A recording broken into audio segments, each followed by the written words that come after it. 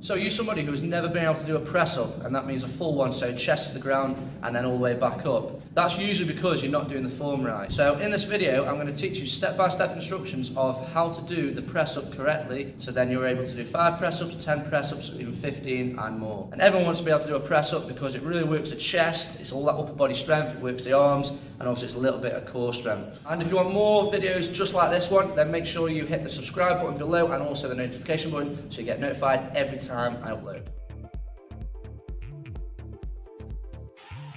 So the starting position for the press up, you're going to be in the press up plank position. So to do that, you're going to make sure that your back is completely straight. You're also going to have your feet together and make sure that you're on the balls of your feet. From there, you're going to have your hands underneath your shoulders, fingertips facing forwards, and then with a slight bend in your elbows, keeping your core tight and hips up off the ground. The next phase of the press up, you're going to lower yourself down controlled and about 2 inches from the floor. Because a mistake people make when it comes to press ups is they don't keep a complete straight body. As you're lowering yourself down, you should look like a pencil, your whole body completely flat and coming down at the same time.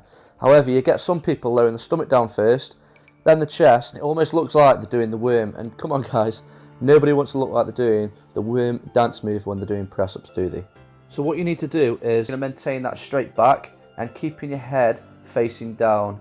You want to keep your elbows 90 degrees and you want to push your elbows back slightly, not too tucked into your body, but flexed out slightly so that you're working the upper body, your chest, and also a little bit of your triceps. And now the last phase of the press up is just returning back to the start position. So to do that, same again, maintaining that straight back. You want to make sure that you don't lock your elbows, because guys, your elbows will not bend the other way. So by locking that elbow joint at a very fast pace, it's not going to do your joint any good. All right, it's going to do more harm than good. So just please make sure that you're not locking the elbows, keep a slight bend in those. Also with the feet, keep on the balls of your feet. You don't want to be on your toes, you want to be on the balls of your feet so you're comfortable. As you can see guys, I'm just lowering down, my knees aren't touching the ground, the body isn't, my t-shirt is, even though it looks like my belly is. But yeah, just lower yourself down, keeping your chest forward and back straight.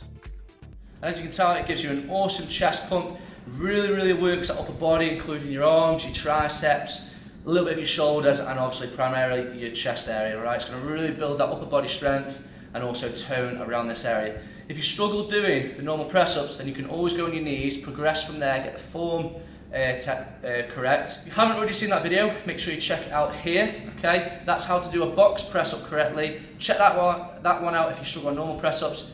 If not, then good luck with the press ups. Any more videos like this, make sure you hit the subscribe button and the notification, and I'll see you in the next video.